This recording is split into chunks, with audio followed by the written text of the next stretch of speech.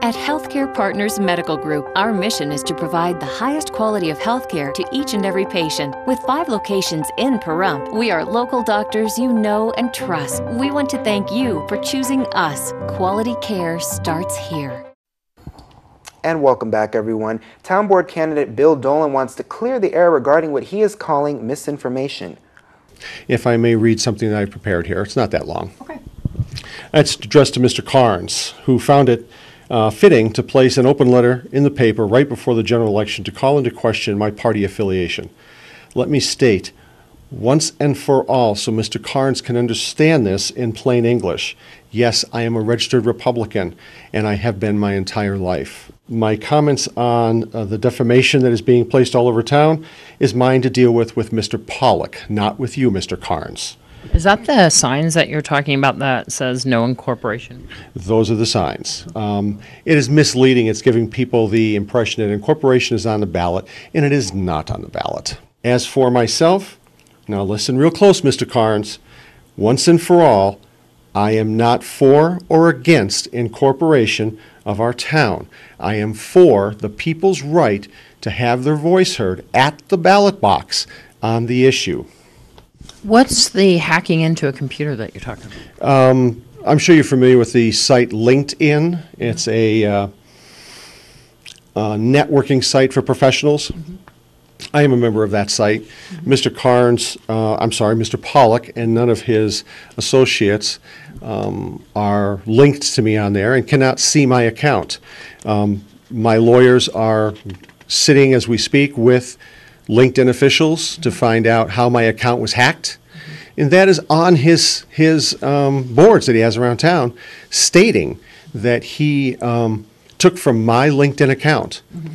And he did. He went in and he copied a portion out that has not been changed, and that's verified through the documentation I have with LinkedIn since I established my account many years ago.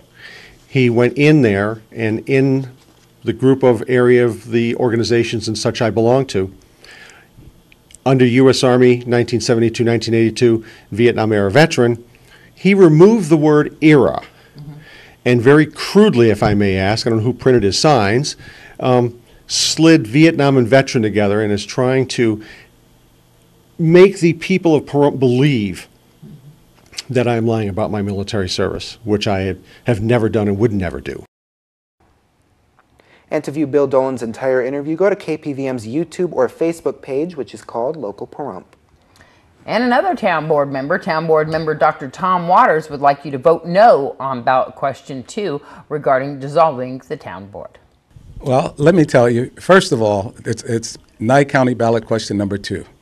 And it talks about dissolving the town board, and I'm encouraging everyone to vote no. Keep your town board, keep your local government. That's what we need. Why is it important to keep local government? Because local people, we know exactly what's going on. We do the research for Pahrump, and we know what Pahrump really needs. We listen to the people. I know that there are commissioners that say, well, we'll have 4 commissioners in Pahrump, therefore we could run Pahrump just as effectively. And again, we're talking about local government versus county government. The county has responsibility, an awesome responsibility for the entire county. To shirk that responsibility and say, we're going to take care of Pahrump because we live here, what about the other towns in Pahrump? Are you going to just desert them? I don't think so. And I don't think they can show favoritism for Pahrump. Pahrump deserves its local government, and the local government is the elected town board. In your opinion, what will happen, or what research you've done, what will happen if the county commissioners take over the duties of the Pahrump Town Board? Well, they say they would appoint an advisory board. An advisory board don't have the authority of the elected town board, first of all, and they would be appointed by the commissioners. If the commissioners didn't like what they were doing, they could remove them just as easily as they appoint them. Again, the elected town board, form of government, we've had it since 1984. It works for the town of Pahrump. We're still growing, and to do away with that and give all the resources and everything that we have over to the county, I don't think it's the right way to go. Why do you think the county would like to be in charge and have an advisory board? I really don't think the entire county board of county commissioners want to. I know Commissioner Shinhoffen wants it, and I know Commissioner Boraski put it on the ballot. Mm-hmm. But I wouldn't say all the county commissioners want this. I think they'd like to shy away from it. They'd like the elected town board to stay, but it's going to be up to the people, and that's why I'm encouraging them to vote no. Is there some things monetarily that will happen if the Pahrump Town Board is dissolved? If the Pahrump Town Board is dissolved, right now we are our own taxing district, and that's by NRS 269. If we went away, if the people voted to do away with the town board, then it also does away with the taxing district. That means all the taxes that are raised in the town of Pahrump would go to the county commissioners. Now, they could use that same money for the town of Pahrump, or they could use it anywhere else in the county as they deem necessary. And right now, that's not in effect. Right now, the money that is taxed in Pahrump stays in Pahrump? The money that's raised in Pahrump via our taxes, yes, it stays in Pahrump. And that's what we use for the 4 areas, the swimming pool, the parks, the fire department, and the cemetery. That's what we use it for. The other side to that is the fact that we also have sales tax. Now, sales tax throughout the county, Pahrump is over 80% of the sales tax, yet we receive a very small portion of that, as it is right now. Later on, may not receive any. Recently, Nye Communities Coalition held an event for a nonprofit group and the media.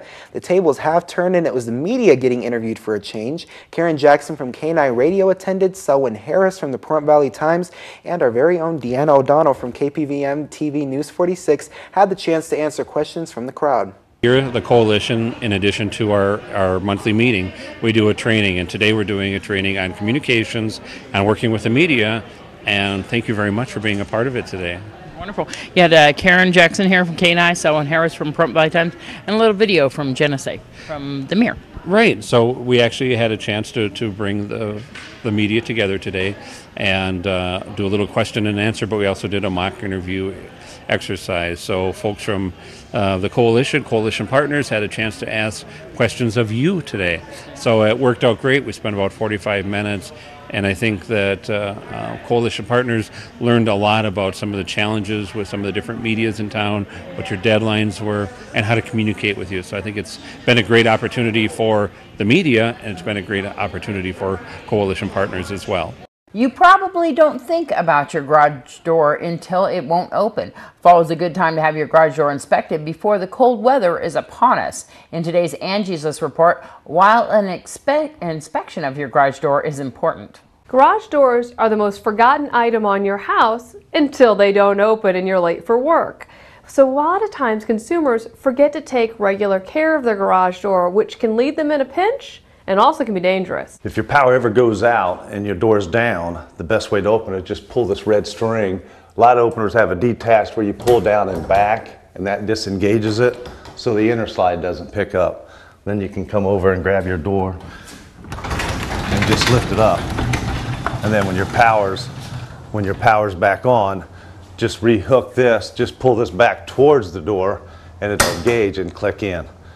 And then next time your power picks back up, just run the opener and the inner side will pick up the traveler. Some people are able to do a little bit of work on their garage themselves, such as lubricating the door, but it's actually because a door is so heavy, it really should be left to professionals because it could quickly turn dangerous. A garage door inspection should be done regularly, and it'll include things like checking the springs, lubricating the door, and also checking the little sensors that send the door back up if something's in the way. This is really important if you have children or pets.